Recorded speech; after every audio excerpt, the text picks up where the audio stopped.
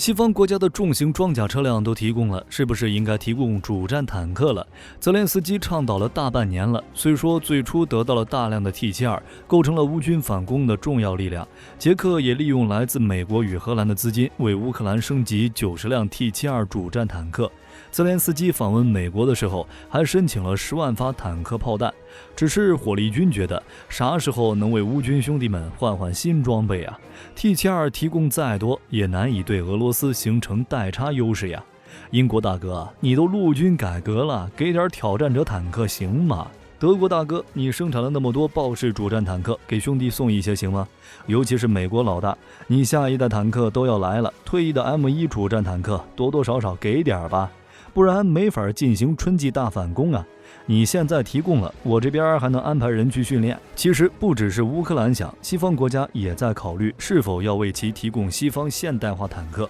比如丝毫不弱于俄军 T90 的豹2主战坦克。这不，现在情况变了，这个国家表示愿意援助100辆豹2主战坦克，就连挑战者2主战坦克都有可能开始送往乌克兰。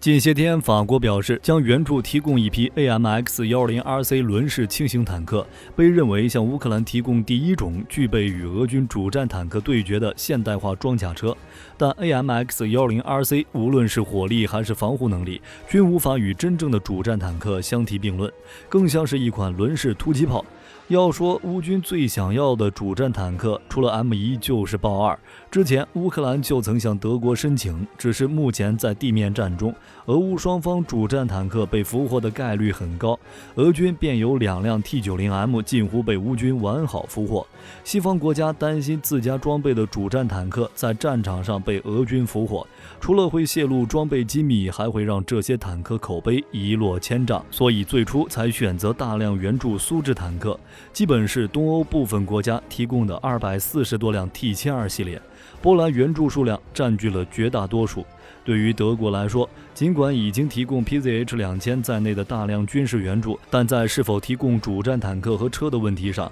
依旧存在较大顾虑。去年7月，德国议员曾表示，计划援助20辆豹2坦克，从2023年4月开始提供，但每个月只提供1辆，只是这个计划遭到了官方否决。另一个装备豹2坦克的国家西班牙也曾打算援助，但同样遭到了德国的反对。德国觉得已经习惯苏制坦克操作的乌军士兵需要进行强化训练，才能有效操作豹2主战坦克，这与援助乌克兰尽快形成战斗力的原则不相符。不过现在西方国家口风已经转变，在法国援助 AMX-10RC 轮式轻型坦克，美国也宣布援助 M2 布莱德利步兵战车，德国也一改常态，宣布批准援助40辆黄鼠狼步兵战车。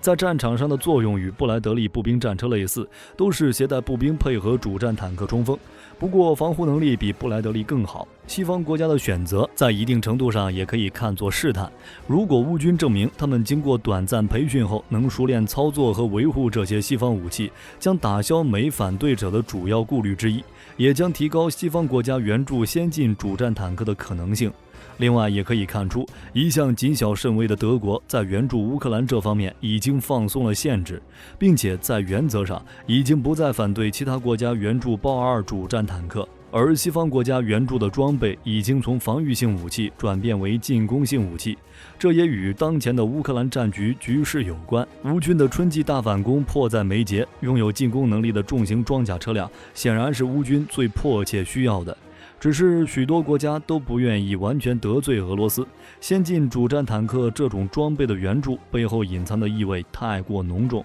所以波兰想出了一个办法，咱们成立一个豹2坦克国际联盟，大家一起凑份子，一个国家援助一点豹2坦克。你看咱们这些国家已经装备了2000余辆豹2坦克，我们的陆军有257辆，德国有245辆，芬兰有239辆，加拿大也有100辆。如果还是不够，还能向西班牙回购327辆。无论是在火力、机动性、火控系统以及防护力方面，豹2坦克可以压倒俄军所有坦克。装备高膛压120毫米滑膛炮，威力碾压俄军125毫米滑膛炮。乔巴姆复合装甲对苏制穿甲弹防护性能很好。另外，豹2配备全自动变速箱的1200马力级动力包，拥有即停即射即走能力。俄军坦克完全不具备这种能力。因为先进火控系统可以让豹2坦克进行动对动射击，静对动射击时的命中率更高，开火后迅速起车逃离，降低俄军坦克的反击命中率。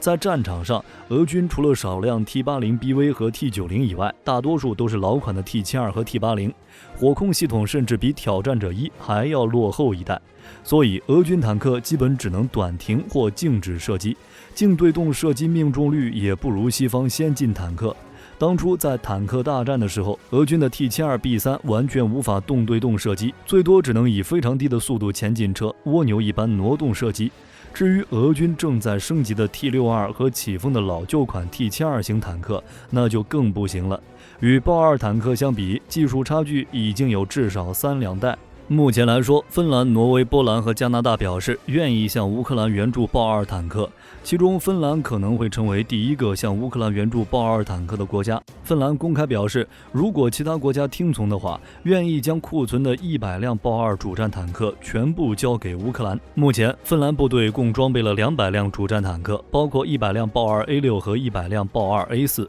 芬兰可能向乌克兰提供其豹2 A4坦克，不过根据关于武器销售的国际规则，必须得到生产国的授权。这些坦克是德国制造的。根据一些消息来看，芬兰可能会首先向乌克兰移交2辆豹2 A4 用于训练，最终向乌克兰提供大约100辆豹2 A4，组建多个坦克营。芬兰究竟会交给乌克兰多少豹2坦克并不重要，重要的是芬兰成为第一个向乌克兰援助豹2主战坦克的国家，这会起到巨大的示范作用。有消息称，加拿大也在进行类似努力，而且波兰等国加速接收韩国的 K2 主战坦克，装备的豹2也很有可能移交给乌克兰。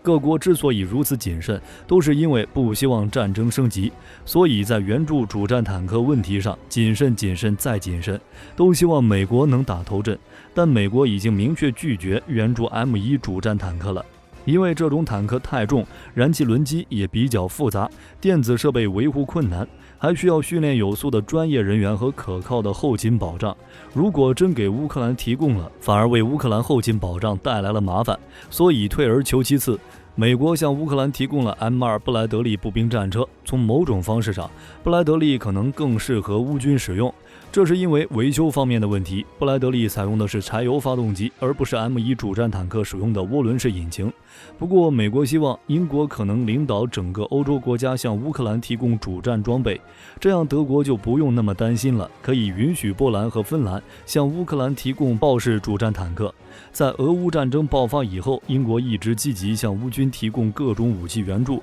除了 NLAW 反坦克导弹、星光便携式防空导弹以及硫磺12反坦克导弹等武器外，在重武器方面，英国也向乌军提供了数辆 M270 多管火箭炮、风暴防空导弹发射车以及 L119 105毫米牵引式榴弹炮等武器。目前，英国正在商讨向乌克兰提供一批挑战者主战坦克，此举将标志着西方对乌克兰的支持显著增加，并可能鼓励包括德国在内的其他盟国效仿。前些年，英国陆军就不断削减规模，与之同步进行的便是削减挑战者2的装备数量。2010年，英国装备的挑战者2主战坦克只剩下227辆。2021年，英国又决定缩减89辆，未来陆军主战坦克规模将减少到仅148辆。英国是有能力从库存中挑出一批援助给乌克兰的。不过，乌军在接收首款北约制式主战坦克前，势必要先进行车组成员的相关培训，这些也是需要一定时间的。与此前西方国家提供的苏制主战坦克不同，如何为乌军建立一套北约标准保障体系，也是需要西方国家认真考虑的。英国计划援助的挑战者2型主战坦克是在挑战者1型上进行升级的，最大特点就是火力和防护能力异常突出，不过这也导致机动性比较差。挑战者2装备了一门120毫米 L30A1 型线膛炮。此前在伊拉克战场，曾有一辆挑战者2在5300米之外准确命中一辆 T62坦克，这是至今主战坦克创造的最远击杀记录。在防护力方面，挑战者2主战坦克基础战斗权重 62.5 吨，加挂附加装甲后，战斗权重甚至达到70吨。其核心防护为第2代乔巴姆装甲。这种装甲的构造细节目前依然属于高度机密状态。另外，挑战者2的车体还普遍采用钨合金板夹层，进一步增强对动能穿甲弹的防护力。车内装备凯夫拉内衬，防止破片杀伤车组人员。其综合防护能力强于法国勒克莱尔和德国豹2 A6主战坦克。在火控系统方面，挑战者2的火控系统弹道计算机也比俄军同期主战坦克领先1到2代。这样强劲的主战坦克，如果抵达俄乌战场的话，只有俄军 T90M 和更先进的 T14阿玛塔能与之一战。西方各国的大力援助乌克兰武装部队的各种调动，再加上俄罗斯打算再度动员，都说明了一场腥风血雨将在乌克兰战场展开。届时，俄乌双方可能会真正的面对面对决。此时选择多援助乌克兰1分，那么乌克兰的胜算就大上1分。希望乌克兰能在春季大攻势中获得碾压式胜利，彻底击败俄罗斯的战争阴谋。好了，本期内容就到这里了。你们觉得北约先进主战坦克还需要多久才能到达乌克兰战场？未来局势又会怎么发展？欢迎评论区讨论一下。我是火力军，咱们下期再见。